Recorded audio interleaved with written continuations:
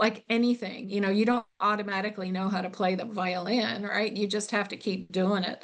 And it's scratchy, scratchy, and then it gets better and better. So you just have to show up for yourself and sit in front of the computer and do the work.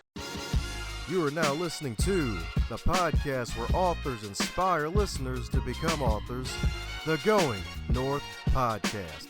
I'm your host, certified self-leadership trainer, best-selling author, and book enthusiast, DomBrightmon. And you're going to be listening to a different author that will inspire you to join the business of immortality, known as authorship. Now let the fun begin.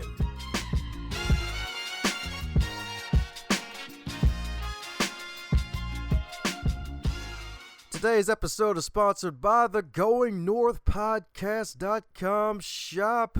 It is going to help you have northbound direction to your own success. If you want a great inspirational quote like advance others to advance yourself, or today a reader, tomorrow a leader, heck, even some puns like pile on and always fully booked on your tote bag, mug, hoodie, heck, even a t-shirt, and many, many other items, head over to GoingNorthPodcast.com, click on the shop tab, and cop yourself some merchandise indeed. And that's GoingNorthPodcast.com/shop. And today on the highlight reel builder for authors known as GMP, the Great, Glorious, and Glamorous, is the Going North Podcast. We got another super special, awesome human for you today, courtesy of the wonderful, mighty Podmatch.com, the wonderful site where podcast guests get to connect podcast hosts.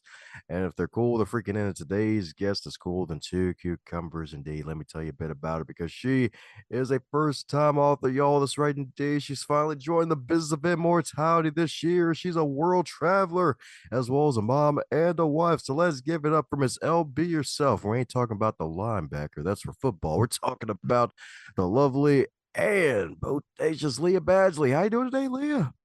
I'm great. Hi, Dom. That's right indeed. That's right. Weed indeed. Hi to me. That's right indeed. That's right indeed. Surprised no one has thought about that yet. When someone says "what hi," you say weed in response. That's right indeed. That's right indeed. Just mess with people. That's right indeed. From one cactus to a wonderful camel. But hey, it ain't about cactuses and camels, and introductions aren't allowed to be 37.5 years long, and I probably forgot a whole bunch of stuff. So since your first time here, mind filling in listeners of who is the lovely Lya herself? I am many things. You live long enough, you get to do really cool stuff. Today, for this purposes of this podcast, I'm here as an author, and I'm happy to be talking about my writing and my writing process and how I like to work and, uplift other writers and just be part of that community. So really happy to be here in that capacity. Ah, there you go. A good old capacity indeed. So my goodness, it's not every day someone decides to write a book for real and actually do it. And if I'm not mistaken, back in the good old 20th century, the before times, even though it's not really the before times, you actually wanted to be a rock star. So how does that play now with you as a writer?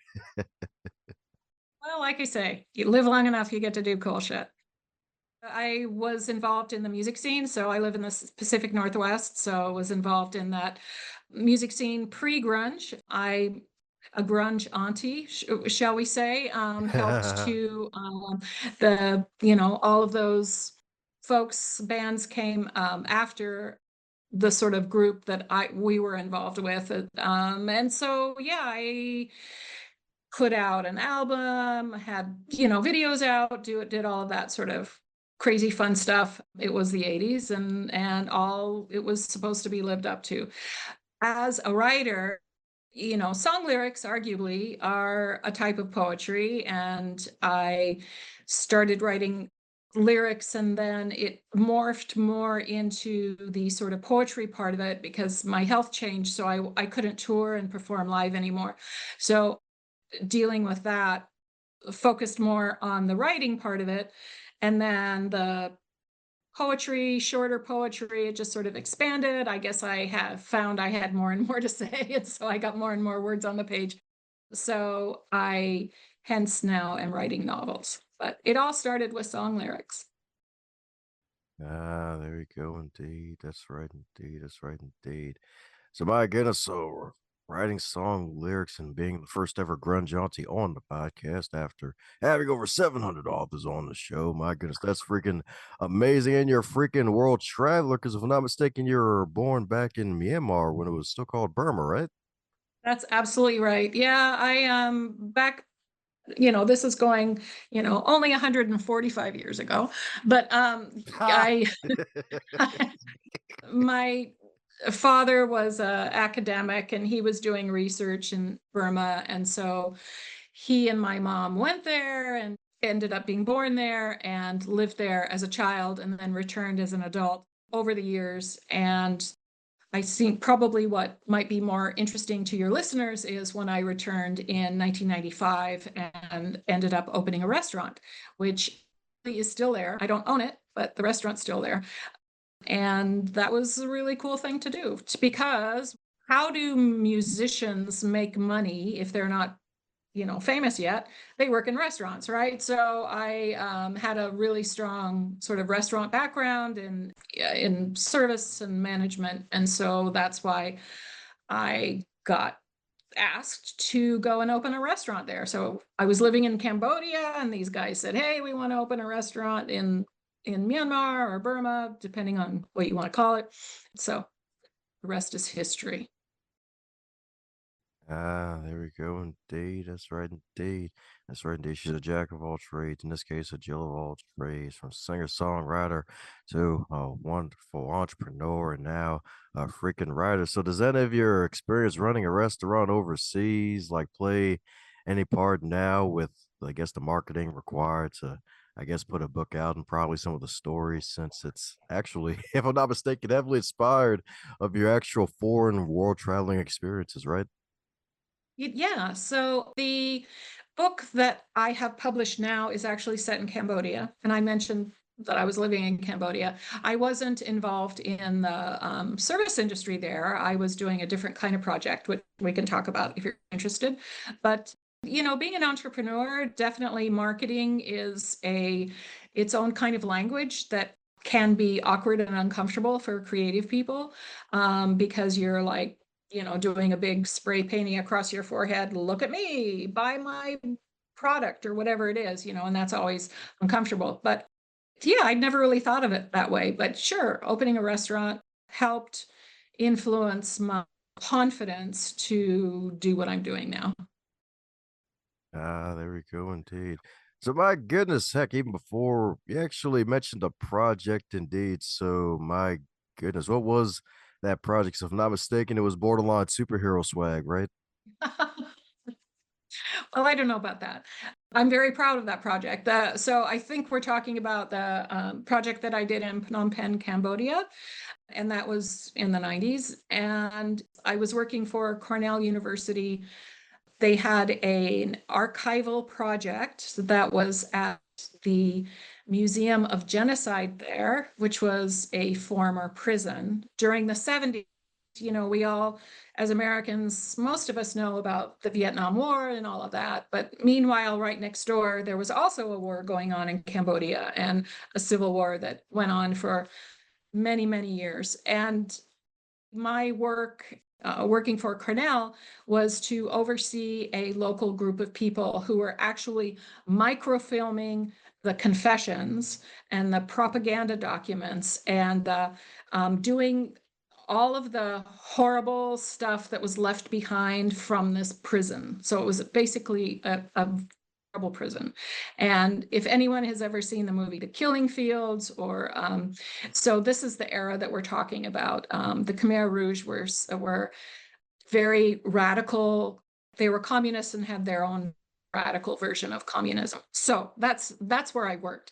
My book, The Foreigner's Confession, is not at all my memoir, and it's not a story about the Khmer Rouge, though the Khmer Rouge are a part of it. So the story is a dual timeline, and it takes place in the 70s and in the 90s. Ah, yes, indeed. Yes, indeed. That's right, indeed. So, I was like writing a novel for the first time, indeed. Like, did you pull out all of your hair? Like, did it? Where was that hair purple? Then it became white. Is that how it happened? Fornish Confession is not the first novel that I wrote. The novel that I wrote is was a different one, and I sent that novel out to what's called querying, which is where you're trying to find an agent, right? And then that agent finds you, and then that agent, you sign an agreement, and then that agent has to sell your book to a publisher. And that's kind of like winning the lottery, to be able to all of those pieces in a row to do that. So the first book was out for querying, and the pandemic hits, and it turns out that pandemic is a really good time to be an author. And so I just sort of hunkered down, and I had this other story that I was playing around with, relatively short amount of time. Now, subsequently, I am have rewritten that first story that I sent out, and that will be coming out this fall as my second book. Oh, all right, cool, cool, cool. So someone's got a plan to crank him out. She's a machine. So Yep, talking that would be about. me. Yeah, obviously. Actually, I'm working Certainly. on starting on my third book. So yeah. Uh, so will you be raging against the publishing machine? Well, I mean, it's sort of, wouldn't it be nice, to be, if you do anything, right? And the people with the big bucks and the big machine behind them, says, yeah, we want you. I could wait for that, but evidently I'm an old lady now, according to the government. So I don't have time for that. And the whole sort of self-publishing industry has changed so much in the last 10 years. It used to be, sort of, if you said you were self-published, people would go, oh, okay. And it would be what was called a vanity press or something like that. But now more and more well-known, very popular, New York Times bestseller authors are starting to self-publish and show up in that caliber. So it's not a thing to be embarrassed that you're self-published. So my first book, yes, was self-published. Second book, I signed with what's called a hybrid press. So it's not traditionally published and it's not self-published. It's sort of this like sweet spot in between. So when we talk about that book in the future, I'll tell you which method I preferred. Ah, me lucky indeed, me lucky indeed.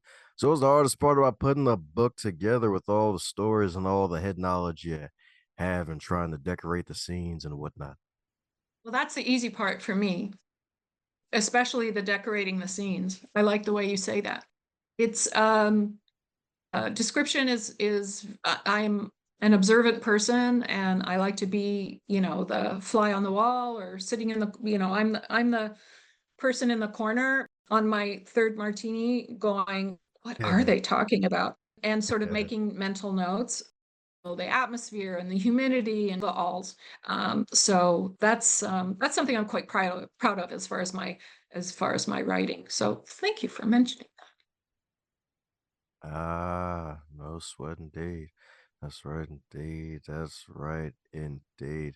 So my goodness. So I guess with that, no writer's block then, huh? Writer's block is sort of, definitely there are times when the words come, more of them, whether they're the right words is another thing. I'm a very I'm a very slow writer, so I say, okay, I must do minimum 200, a page a day. And then usually if the flow is going, that one page will become four. But if the flow is not going, then at least I have that one page. Now, whether that one page is any good or not, that's another story. But it's just showing up like anything. You don't automatically know how to play the violin, right? You just have to keep doing it. And it's scratchy, and then it gets better and better. So you just have to show up for yourself and sit in front of the computer and do the work and take the workshops and get the critique group and all the things that go into learning the craft. And you just don't write a War and Peace, like your first draft. So it takes a few drafts. Yeah, that's right indeed. Especially a book that thick. It's like, oh man, it's like folks prefer thick these days, but not like that. It's like they'll use it as a giant brick for their home nowadays. It's like, oh, let me go to this other wonderful distraction here.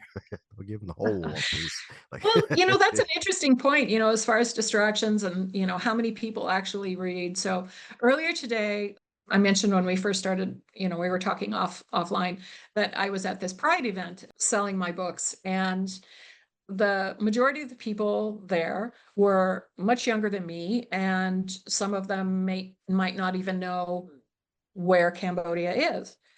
But nevertheless, I sold all my books, and I'm not quite sure what happened, but I think that people are, especially younger people, or it's like LPs, records, right? So it was all about the streaming and all about the Spotify, which, don't get me wrong, is so cool. But more and more people are going to analog. And I think that that's the same with actual books. I think that people are liking to read books. There's nothing like it, open a book, and the smell and the texture and it's a visceral, sensual experience that you don't necessarily get if you're on a tablet or whatever your device is. So yay for books. Everybody go buy a book. oh, that's awesome. Congrats on selling all your books and dates. So, was there a special angle that you took for designing your table or whatever to clear all your books? Or did you just bring 10 so that way they can buy all 10? It's like, yay, I'm sold out. I, I had more than 10. But it actually was, my husband is also he's also an artist. And so he had a book. So basically, as far as how to display books at vendor events, is just to make it look nice, make it look like you're going into a little shop that people want to be in. Ah, there you go. That's right indeed. May look like a shop some more folks want to be in indeed. That's right indeed. So I have pyramids everywhere. That's what it sounds like. That's right indeed.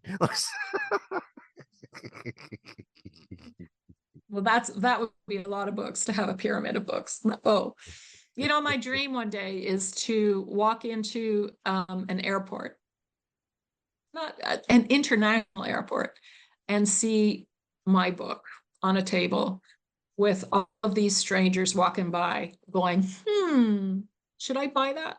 So that's like, for me, that's my metric for success. If I'm like going through the, Charles de Gaulle airport and I see some person picking up my book on a table, that would be cool. Though actually, I don't know if they have books on tables there like they do here. Anyway, that's another thing for another day. Well, one day it'll happen. I'll speak it into existence. That's right indeed. Thank That's you. right Thank you, indeed. Dom. Yes, let's manifest it. Woo, woo, woo. Yeah, that's right indeed. Especially with the title of the Foreigner's Confession. It's like, hey, it's confessing something. I must read. What's the confession? We all want to read confessions, right? Especially foreign ones. Like, what secrets are you hiding? It's like, we were joking about the pyramids, but there's a secret in there somewhere. It's more than mummies and trapdoors and what the archaeologists have discovered. Like, oh my gosh, they may have the I secret know, they're like, recipe. who who knows what's in those pyramids, but it's kind of mysterious. Ah, that's right indeed. That's right indeed. So my goodness, so from taking yourself from mysterious to well known, you've been on a few interviews so far promoting all the work that you're doing. So is there a question that you wish folks would ask you more often when you're on these podcasts? Oh, I'm not prepared for that question, but that's a very good question. I guess I think, why does someone think that they have a story to tell that anyone would care about? And that's something that I sort of wrestle with all the time. Like, why should people care about my story? But ultimately, I consider myself an educator, and I've had this amazing international experience. And I feel that I can introduce people to places, difficult places. My stories are all set in conflict zones. So places that they wouldn't normally go to necessarily as a tourist or as a for whatever reason. And I like to open people's eyes to the beauty that is in those places. So one of my favorite quotes is from Tom Waits, and he said, "I like beautiful melodies telling me terrible things." So I like to be edgy, and challenge people, but to do it in a way that embraces beauty. So that's I answered my own question there. Ah, you saying you ain't prepared? That means you're prepared. That's right, indeed. Makes life easy. That's the point. It's like, yeah. That's right, indeed. Got this magical shovel made out of a golden pillow. Got to dig the content out of you. That's right, indeed. Got to get the gold out of you somehow. That's right, indeed. That's right, indeed. 'Cause, yeah, there's folks out there may be like, oh, good, I got stories to tell, but who the heck is going to want to read them or hear 'em? It's like, shoot. Like, man, like, do I just go back to being a failure turtle with a 9 to 5 or whatever? But it's like, nope. Got to get that confidence to share. That's right, indeed. Share and care. That's right, indeed. That S and C, indeed. So, my goodness. So, since you've been around the world, what are your three major lessons learned from all your world travels? Especially since, if I'm not mistaken, most of your travels overseas have been in East Asia, right? Europe, I've been all around. Lucky enough to travel a lot. I've never been to Africa, and I've never been to South America, and I've never been to Antarctica, but most other places. But anyway, I think it's very important to, no matter where you are, um, learn the local language to find out where the toilet is. I think that's kind of number one. Number two is to travel with respect for the local culture. And number three is to know how to order food you like fried noodles or something, to find to be able to order. So I'm talking about food a lot here, which I guess I'm hungry. But I think, navigating in strangeness in an alien world, actually what I'm getting at is, let's all be Anthony Bourdain. Let's all go out into the world and not carry our bubble of, if we're American or if we're Japanese or whatever, just carrying that and trying to be American when I'm in Bosnia. I mean, being Bosnian or trying to be Burmese or trying to be, wherever you are, to have your heart open and receptive to whatever the local culture is. Because basically, it's wonderful to go so far away and learn that we're all the same. We all want the same things. We just have different ways of getting there. So you mean I can't just tote around a toy gun with an American flag on my forehead and say America's number one? I can't do Well, that. you could do that. And there are people who do that. But I don't know, we wouldn't be friends if we met in the airport. Like, yeah, she's trying to hide her roots. I know she's American. Get over here, give me a high five. That's right, indeed. And then you have a flag on your head as a result. It's like, yes, that's right, indeed. That's right, indeed.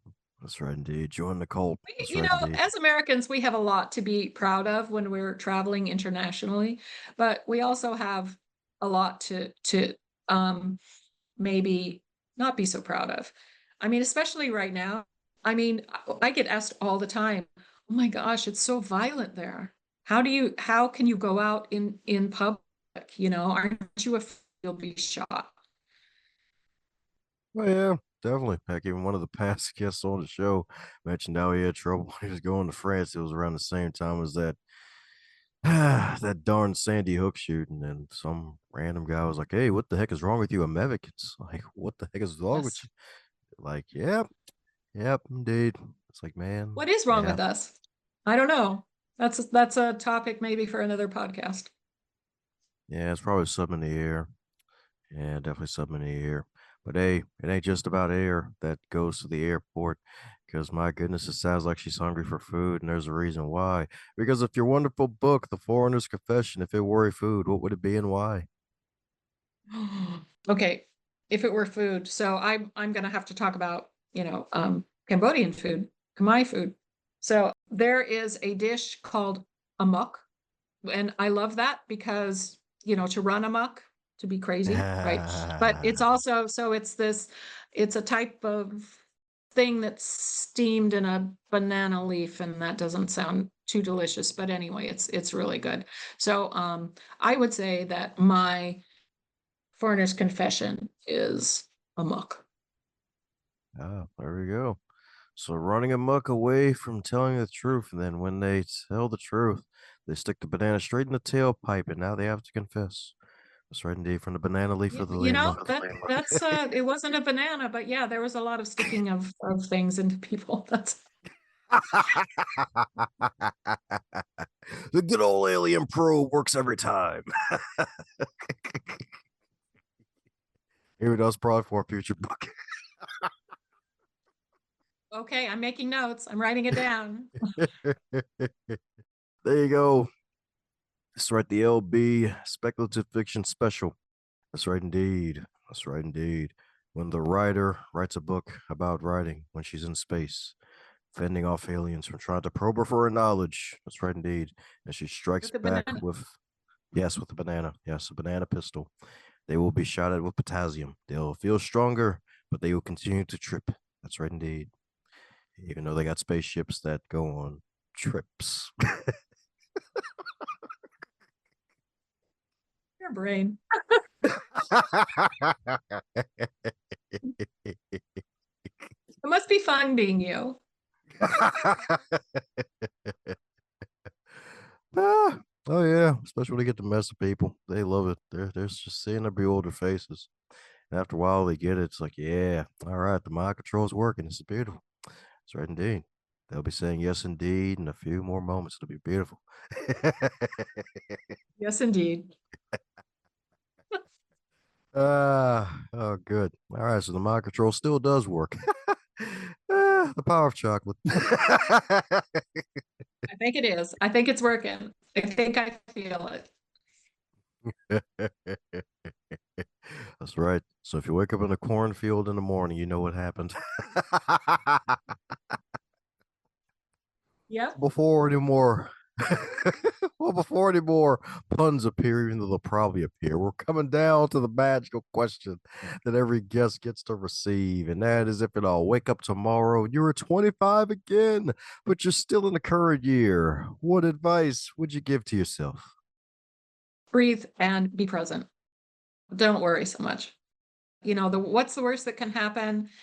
You're going to suffer and you're going to die. But you know what? We're going to all do that anyway. So just relax and do what you want to do, as long as it doesn't hurt anybody else. That's the advice. There you go. That's right, indeed. There's enough hurt in the world. Don't join in by hurting other people. That's right, indeed. That's right, indeed. That's right, indeed. That's right. Make sure to breathe, be present. That's right, indeed. Raise some of that good old Eckhart Tolle, indeed, to the power of now, and then put yourself in a giant Christmas gift box, and then folks have to wait to unwrap you. That's right, indeed. That's Yes. That's it. You got it. right, indeed. Well, I mean, that's what comes to my mind when people say be present. I'm like, all right, I guess it's Christmas I'm now. a present. I'm a present. I got you. Santa Claus is coming to town every day I show up. And I am my own Santa Claus. I mean, so we could go into the, the mirror on the mirror on the mirror of this. But yeah. That's right, indeed. Except this is the grunge auntie edition. That means she's way cooler, has a bunch of guitars hidden somewhere, can sing, has got music. That's right, indeed. Can tell you stories about being on the road and traveling in planes. And then you wake up the following day full of new knowledge. That's right, indeed. That's right, indeed. And bananas smeared all over me. Heck yeah. All the bananas with the potassium. That's right, indeed. You better watch out for the banana skin. It's hiding somewhere. It's ready to trip you if you act up.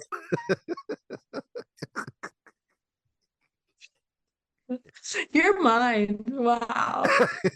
I just want to skate along behind you. Oh, don't worry, we're scaredy together. That's right indeed. You said you had banana all over you, so hey, that's right indeed. Bananas are good for you. That's right indeed, especially when the crowd goes bananas when they keep up with your magical content. So for those need to do just that, what's the best way for folks to do so, as well as cop some copies of your magical books? Website, and I'm sure that Dom will be sharing that. And I'm available on all the platforms. So just Google me, you'll find me. Woo! That's right indeed. Send over to Lya's site indeed. That's right indeed. Hang around. That's right indeed. Do some legal loitering. That's right indeed. Just loiter around for like ever on the site. Cop some magical books. Jump into a world, see what happens. That's right indeed. Be on the lookout for a follow-up book indeed, where it'll follow up with you. That's right indeed. Her books will stalk you. That's right indeed. In a good way. It won't be Big Brother style, just be normal, where it's like, hey, I'm on your nightstand. You're gonna read me eventually, maybe. Hopefully. Yep. Well, before I get you to confess some dark secrets, thinking you're a foreigner, any parting words before we close up shop? No, just thank you so much. You know, people, it's really cool to be able to just sort of come and talk to a stranger who behind them are like hundreds and hundreds of thousands of, strangers, and be sitting here in my room just talking about bananas. And yeah, super fun. Thank you. If you're hearing this part of the episode, that means you're one cool individual. Thanks a bunch for tuning in, and if you enjoyed what you heard, be sure to share it with at least one other person in your network. Bonus points for 3. And be sure to check out the backlog too while you're at it, because there are hundreds of wonderful episodes to choose from as well.